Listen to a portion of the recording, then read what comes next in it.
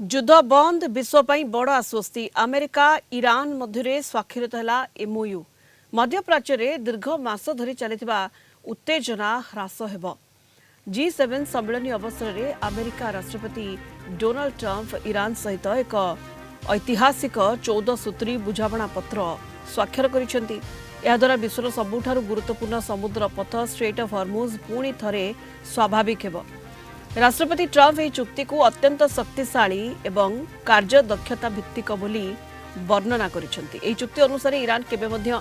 आणविक अस्त्र प्रस्तुत किंबा हासिल करिबो नाही बोली प्रतिश्रुति दैछि बदलरे ईरान को कटकणारू मुक्ति मिलिबो आर्थिक प्रोत्साहन जोगाई दिया जिवो प्राय 4 मास पूर्व अमेरिका इजराइल एवं ईरान मध्य उत्तेजना वृद्धि पाइबा परे सारा विश्वर शक्ति बाजार प्रभावित होइतिला सेपटे वाणिज्यिक जहाज गुड़िकर सुरक्षित और शुल्क मुक्त यातायात पई ईरान तुरंत पदक्षेप नेब आगामी 30 दिन मध्य यह सामुद्रिक पथरे चलाचल संपूर्ण स्वाभाविक हेब यासह अमेरिका पक्षरु ईरान बंदरगुड़िक उपरे लगाଯାଇଥିବା नौसेना अवरोध हटाई दिया जहाँ विश्व बजार में तेल जोगाण को स्थिर करिब ईरान निजर परमाणु कार्यक्रम मुख्य अंशगुड़ी संपूर्ण बंद करिब समृद्ध यूरानियम गच्छित भंडार को नष्ट करिब यासह अंतर्जातीय जांच को स्वीकार करिब एक संपूर्ण चूड़ांत चुक्ति पाई उभय पक्षों को 60 दिन समय मिली ईरान आर्थिक विकास और पुनर्निर्माण पाई $300 बिलियन एक अंतर्जातीय पांठी गठन करा तेबे अमेरिका उपराष्ट्रपति जेडी वांस स्पष्ट करिसेंति जे एथिरे अमेरिका टिकसदाता कोनोसी अर्थ लागिबो नाही यह अर्थ गल्फ देश और बेसरकारी विनियोगकारी आसिबो जहाँ केवल ईरान शर्त पालन कले ही ताकू मिलिबो फ्रांस गस्तरे थिबा ट्रम्प राष्ट्रपति इमानुएल मैक्रोन को सह पैलेस ऑफ वर्साइल्स रे कार्यक्रम में जोगदेवा सहित यह चुक्ति स्वाक्षर करिसेंति व्हाइट हाउस अधिकारी कहते ईरान जदि निज प्रतिश्रुति रक्षा करिबो ताहाले ताकू यार लाभ मिलिबो इजराइल समेत केतेक सहयोगी देश यह चुक्तिर स्थायित्व को नहीं संदेह प्रकाश करथिबा बेले विश्व तैल बजार एहाकू सकारात्मक भावे ग्रहण करिबो बोली आशा करा जाउछि जो क्रूड प्राइस अंतर्जातीय क्षेत्र रे 120 टपी थिला एवं 150 पहुंचबार संभावना थिला जेतु युद्ध घनीभूत होउतला युद्ध इंटेंसिफाई होउतला वर्तमान आमे पहुंचीचे जोटा कि आज गुरुवार सकाळू $78 रे पहुंचीची एवं मु तो आशा करूची जदि एई प्रक्रिया जारी रहे जो हमर प्री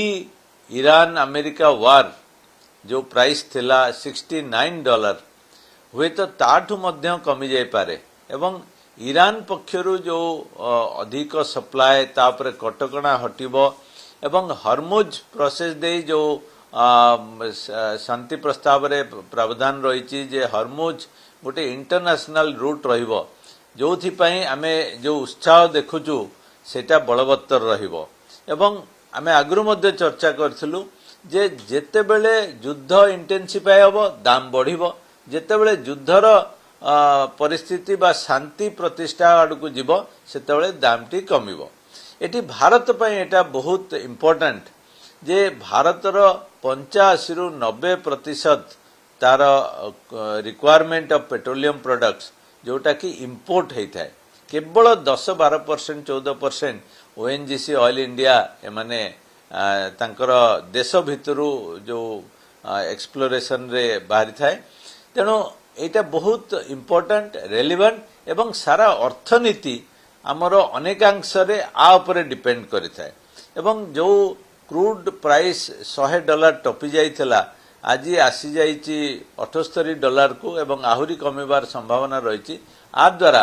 सरकार तरफरु सरकारी कंपनी ऑयल मार्केटिंग कंपनी से माने जो क्षति सहुतले वर्तमान आउ से क्षति सहिबे नहीं बरं से माने तांकर जो पास्ट लॉसेस को रिकूप करिया पई से माने सुजोग पाइबे तेणु एटा खूब खुशीर विषय समस्त उत्साहित भारत रे उत्साह मध्य देखिया को मिलुची एवं आ संगे संगे शेयर मार्केट मध्य आउरी सेंसेक्स बढ़िबो एवं जो